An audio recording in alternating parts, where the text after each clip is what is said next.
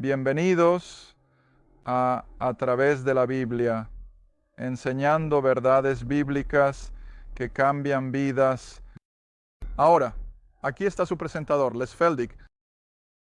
Está bien, aquí estamos y es bueno ver a todos de vuelta aquí.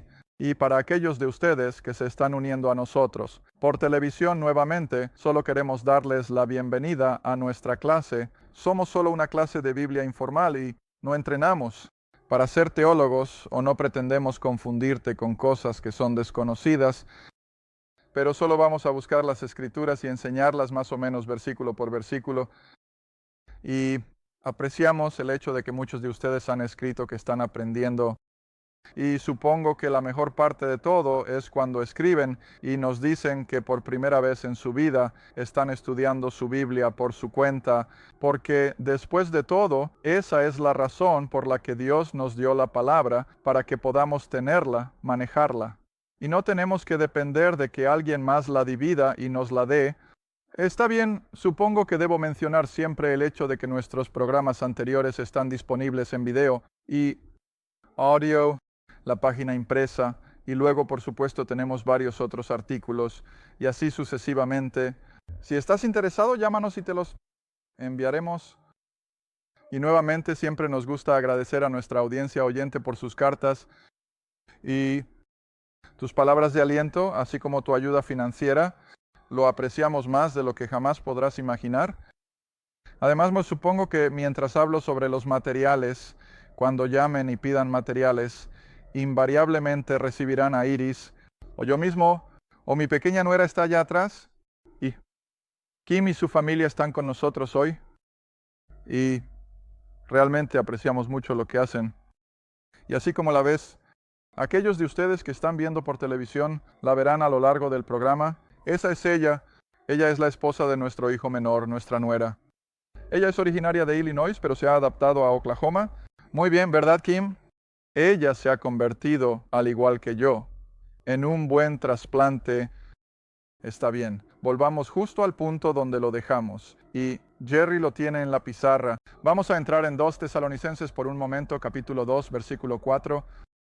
Ahora recuerda, la razón principal por la que Pablo está haciendo esto es que a pesar de que no estamos asociados con estas declaraciones proféticas per se, él ha estado enseñando a los tesalonicenses que todo esto es parte del trato de Dios con la raza humana y que nos lleva hasta el final de los tiempos, tal como lo conocemos. Y en cumplimiento de eso, la profecía de Daniel que determinó 490 años sobre la nación de Israel, 483 de los cuales se cumplieron cuando Cristo fue crucificado, dejando 7 años. Pero Dios interrumpió ese programa del Antiguo Testamento y trajo algo, por supuesto, que nadie había soñado. Ninguno de los profetas del Antiguo Testamento tenía idea de ello. Los 12 no tenían idea. Jesús nunca traicionó el secreto de eso. Y cuando Pablo viene y se dirige a los gentiles, entonces él se debe saber que ahora la era de la gracia y el llamado del cuerpo de Cristo va a terminar, pero no creo que Pablo tuviera idea de que duraría 2000 años. Probablemente estaba incluso con la mentalidad de que sería ya sea en su vida o poco después. Y luego Dios continuaría y termina el formato del Antiguo Testamento. Ahora, en 2 Tesalonicenses, continuando con lo que Pablo se refiere como el día del Señor, ahí en el versículo 2, versículo 3, recuerda, él dice, no te dejes engañar de ninguna manera, porque tiene que haber la partida. Nosotros, como creyentes, tenemos que ser sacados del camino antes de que ese hombre de pecado, el anticristo, la bestia de las Escrituras, sea revelado.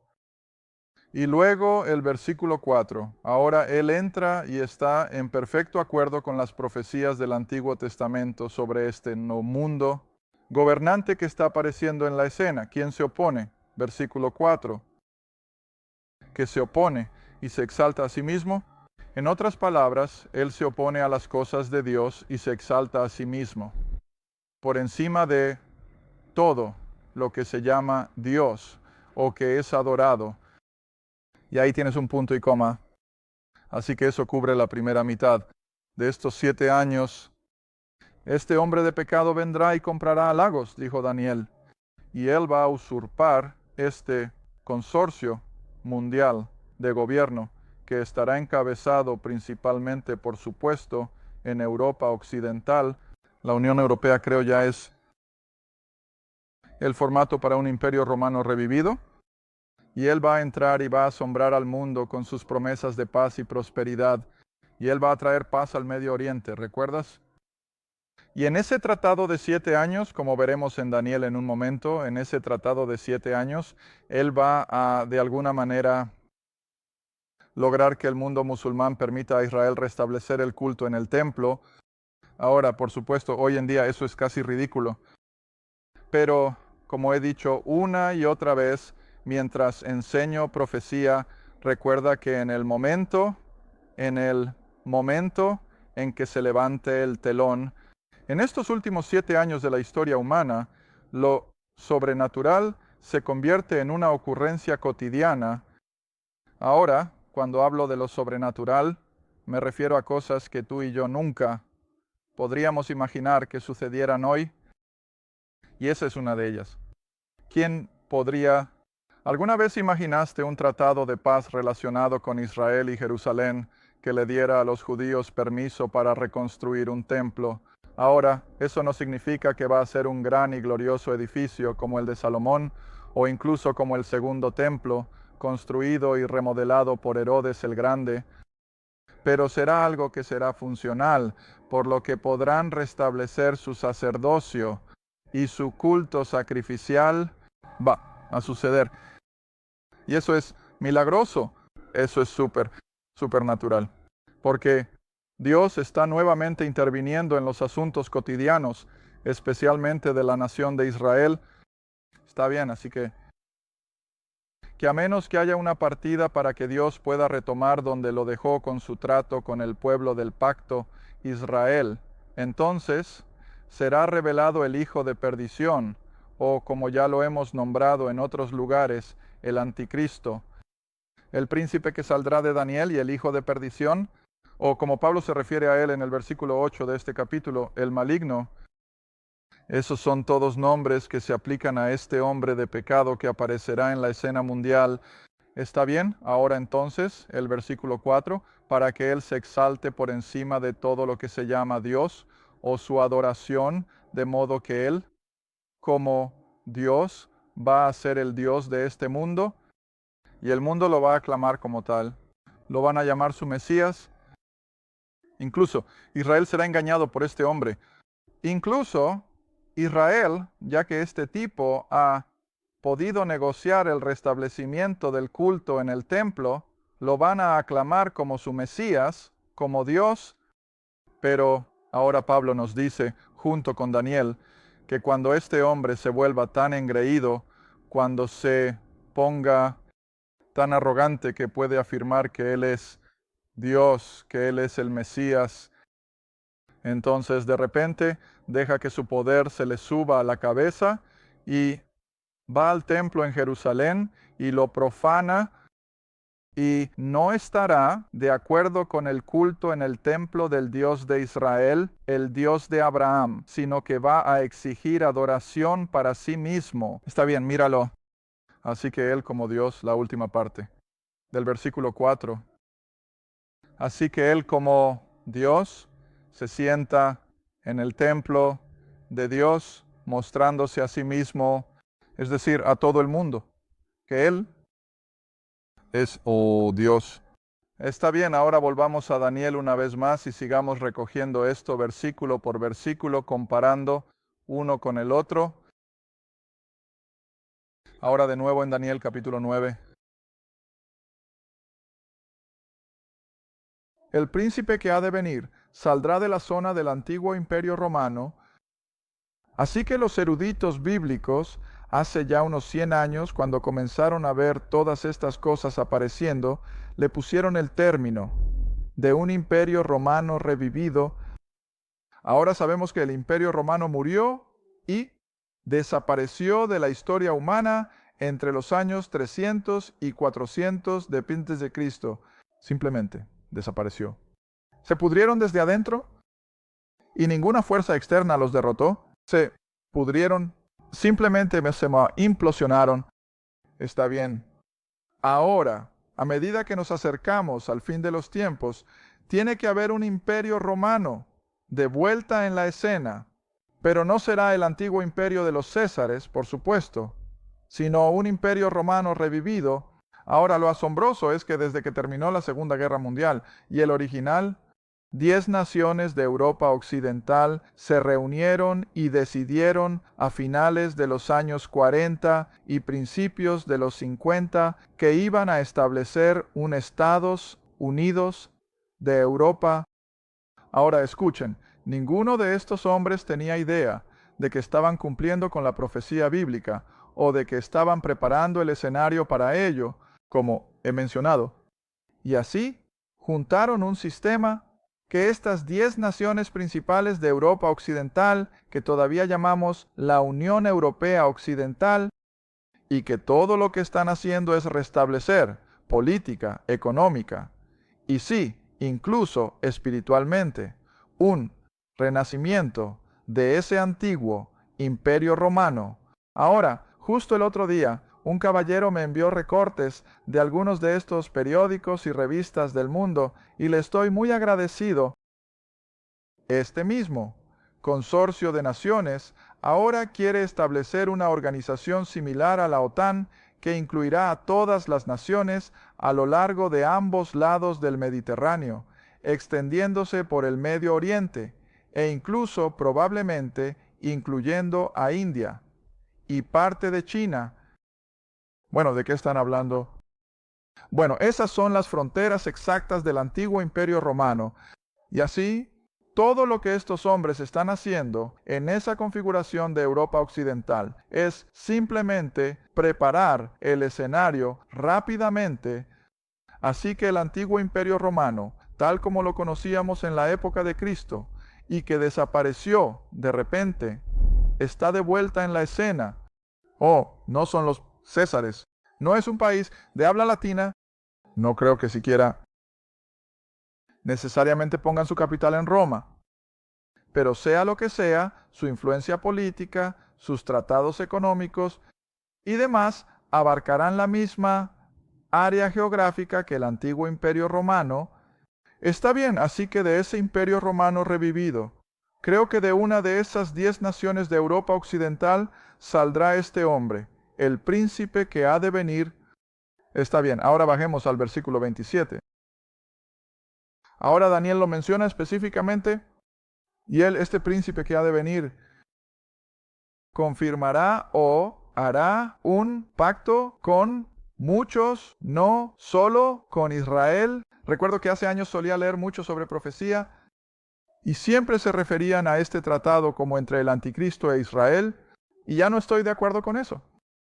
Este tratado va a abarcar a todas las naciones que son los llamados enemigos. Israel. Volvamos. No tenía la intención de hacer esto, pero espero no quedarme sin tiempo. Regresemos hasta el Evangelio de Lucas. El Evangelio de Lucas, capítulo 1. Mantén tu mano ahí, Daniel, volveré en un minuto. Lucas, capítulo 1. Y veamos que Israel estaba esperando las promesas del Antiguo Testamento, y como Dios habló, sucedería a través de este sacerdote, Zacarías. Israel finalmente rechazó esto cuando crucificaron a Jesús de Nazaret, y todo se desmoronó. Pero esto sigue siendo básicamente lo que al menos el elemento religioso de Israel todavía está buscando, y creo que todavía es apropiado verlo de esta manera. Esto es lo que están buscando. Lucas, capítulo 1. Y no bajen al versículo 67. Puede que hayamos visto estos versículos antes. Sé que lo has hecho si has estado en mis clases de Oklahoma. Lucas 1, versículo 67. Donde el padre de Juan, el Bautista, ha recuperado su voz milagrosamente. Y en el versículo 67, Zacarías fue lleno del Espíritu Santo. En otras palabras, todo lo que dice está inspirado por el Espíritu, no es un pensamiento iluso por parte de un buen judío. Esta es, en realidad, la palabra de Dios para la nación de Israel. Está bien, y su padre lleno del Espíritu Santo profetizó o habló diciendo, ahora observa el lenguaje. Exactamente lo que dice, no lo que piensas que debería decir. Pero, ¿qué dice? Bendito sea el Señor Dios de quien Israel. Mira, esto es restrictivo. Esto es exclusivo. Bendito sea el Señor Dios de Israel, porque ha visitado y redimido a su pueblo. Él ha levantado un cuerno de salvación para nosotros en la casa de su siervo David. Mira, eso es todo judío, no hay gentiles en eso. Como habló por boca de sus santos profetas, que ha sido desde el principio del mundo, que debíamos ser salvos de nuestros. ¿Qué enemigos? Mira, no está hablando de sus pecados aquí. Él está hablando de sus enemigos. Bueno, cielos, ¿quiénes eran los enemigos de Israel en la época de Cristo? Bueno, los mismos que lo odian esta noche. Egipto, Siria. Los babilonios en ese tiempo, o la gente de Oriente Medio, odiaban a Israel entonces, igual que lo hacen hoy. Y así, toda la idea de la venida de Cristo era que salvaría a Israel del odio de sus enemigos y que él, versículo 72, cumpliría la misericordia, prometida a nuestros padres para recordar su santo pacto, el juramento que él le hizo a nuestro padre Abraham, y que, versículo 74, él nos concedería a nosotros, la nación de Israel, que nos concediera que, siendo librados de la mano de nuestros enemigos, pudiéramos servirle, es decir, el Mesías sin temor, en santidad y justicia delante de Él todos los días de nuestra vida. Bueno, ahora, eso es lo que Israel anhelaba entonces, y al menos el elemento religioso todavía lo anhela esta noche. Oh, les gustaría que alguien viniera. Eso podría simplemente ahuyentar a sus enemigos de sus fronteras y dejarlos vivir en paz y prosperidad. ¿Ves? Esa es su esperanza. Está bien, ahora volvamos a Daniel. Y esto es exactamente lo que hará este hombre. Él vendrá. De hecho, pasa una página o dos al capítulo 11. Daniel capítulo 11.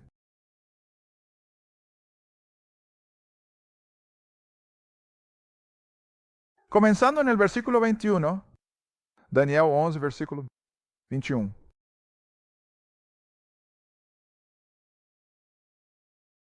Ahora quieres recordar que Daniel siempre está profetizando eventos a corto plazo, y estos a su vez saltan a través de los siglos hasta los tiempos finales. Está bien, versículo 21. En su lugar se levantará una persona vil.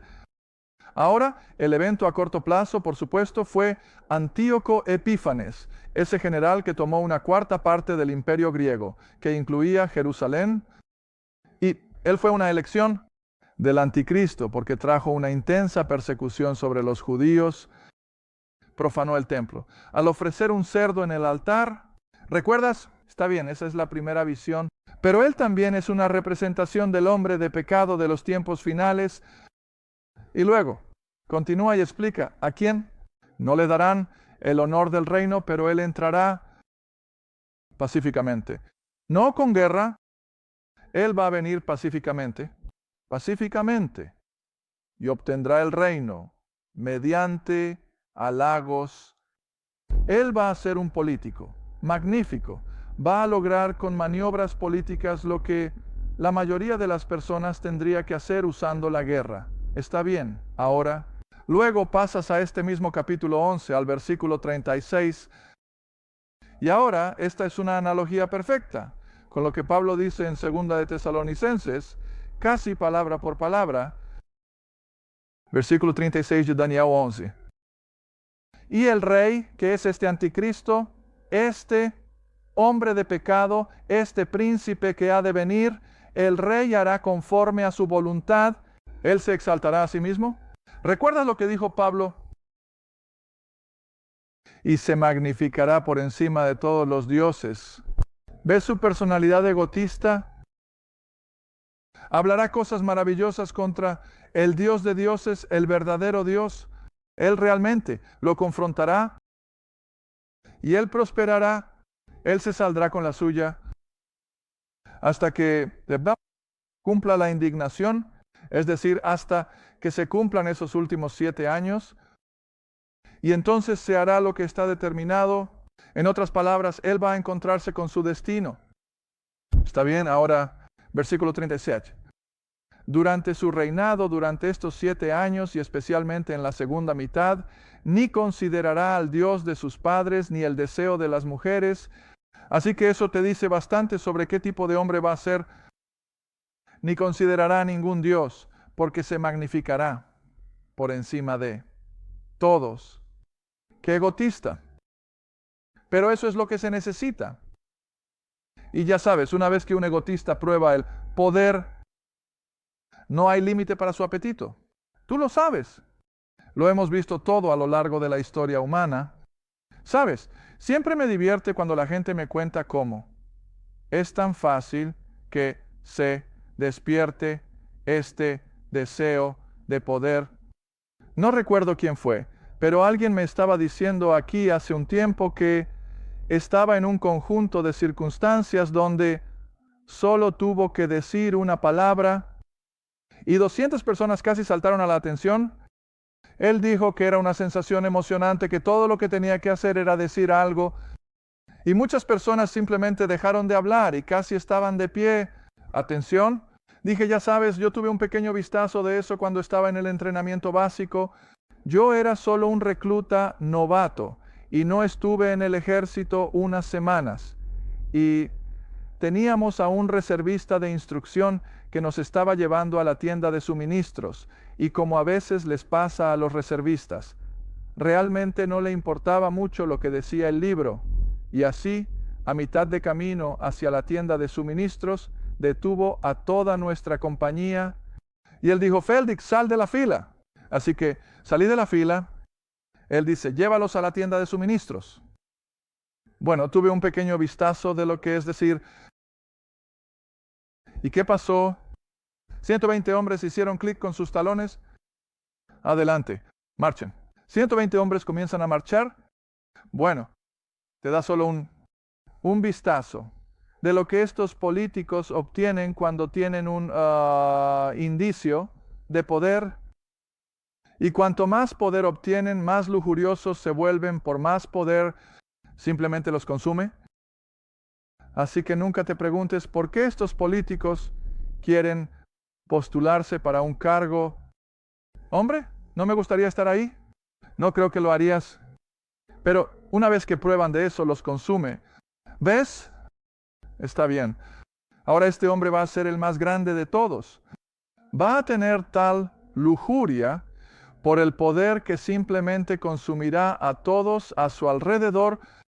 ¿Está bien? Entonces, el versículo 38, después de la mitad de la tribulación, cuando salimos de la mitad relativamente suave de la tribulación y entramos en los horrores de la conflagración mundial y creo que explosiones nucleares, Él honrará al Dios de las fuerzas militar y a un Dios que sus padres no conocieron, lo honrará con oro, plata, piedras preciosas y así sucesivamente. Así que va a ser el egotista extremo. Él va a ser un corruptor extremo. Del poder, está bien, volvamos al capítulo 9, ahora de nuevo en el versículo 27. Recordando lo que dijo Pablo, que se sentará en el templo de Dios, es decir, en ese templo de la tribulación en Jerusalén, que él se logró instrumentalmente con ese tratado de 7 años. Espero que todos puedan ver eso ahora, que al lograr este tratado de 7 años entre Israel y el mundo musulmán, se permite a Israel restablecer el culto en el templo, lo cual a su vez solo pondrá a los judíos en un estado de euforia.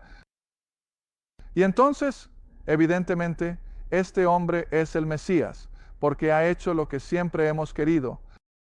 Pero en medio, Daniel nos dice primero, Y si tenemos tiempo, veremos lo que el Señor dice al respecto. Versículo 27. Él hará este tratado por una semana, por 7 años, para cumplir los 490 que tenemos aquí en nuestra línea superior ahora. Él va a firmar un tratado que cumplirá esos últimos 7 años, pero sigue leyendo. En el medio de los pasos 7 años, o al final de 3 años y medio, en medio de los 7 años, Él hará que el sacrificio y la ofrenda se detengan. Ahora escuchen, todo lo que tienen que hacer es usar el sentido común. Si el culto sacrificial en el templo de Jerusalén se detiene a la mitad, ¿qué sucede? Algún tiempo antes, bueno, tenía que empezar. No puedes detener algo que no ha comenzado. Y ya saben, no hay culto en el templo esta noche. Pero en algún momento al principio de este periodo de 7 años, ahora lo tengo aquí en 2 lugares diferentes, lo tengo aquí arriba y también lo tengo aquí abajo, pero en algún lugar de esa primera mitad de estos 7 años y medio, el templo será restablecido y como dije, no tiene que ser un edificio glorioso con bordes de oro, como tenían antes, pero funcionará y restablecerán el culto sacrificial. Y en medio de la semana, Él detendrá ese culto en el templo y por la proliferación de abominaciones, que estoy seguro incluirá sacrificar sangre de cerdo o algo así en el altar allí en el templo, y por la proliferación de abominaciones, Él hará que el templo quede desolado hasta la consumación. Está bien, ahora volteen rápidamente en los pocos momentos que nos quedan a Mateo, capítulo 24. Y ahora el mismo Señor Jesús le da el toque final a esta profecía. Y así, entre Daniel y el mismo Señor en Mateo 24 y Pablo en 2 Tesalonicenses capítulo 2. Y luego los otros varios versículos en el libro de Apocalipsis, todo que cuando se active estos últimos 7 años, con la firma de ese tratado de 7 años, restableciendo el culto en el templo, el anticristo, estoy seguro, regresará a su cuartel general en Europa Occidental, pero en medio de los 7 años, Él vendrá y se volverá contra la nación de Israel. Mateo 24, versículo 15. Mateo 24, versículo 15. Y Jesús está hablando a los 12 sobre los tiempos finales. Ahora recuerda, Jesús también está tratando en la línea principal. No ha dado ninguna pista de un hiato de 2000 años. Está bien, mira lo que dice. Cuando por lo tanto veas la abominación de la desolación de la que habló el profeta Daniel, esté en el lugar santo. El que lee, entienda, veo lo claro que es todo eso. Y sobre todo no pierdas de vista el punto de que Daniel el profeta dijo, ¿cómo llamó Jesús a Daniel, profeta? Ahora, los críticos pueden llamarlo como quieran, pueden llamar al libro de Daniel lo que quieran, pero el autor de este libro, el creador del universo, el que programó todo en primer lugar, dice, Daniel, el profeta, más te vale creerlo, y cuando veas a este individuo entrar y profanar el templo, ¿cuál es la siguiente palabra o el siguiente versículo? Entonces, ¿ves? Y eso, por supuesto, sigue siendo futuro y nos estamos acercando más y más. Cada día.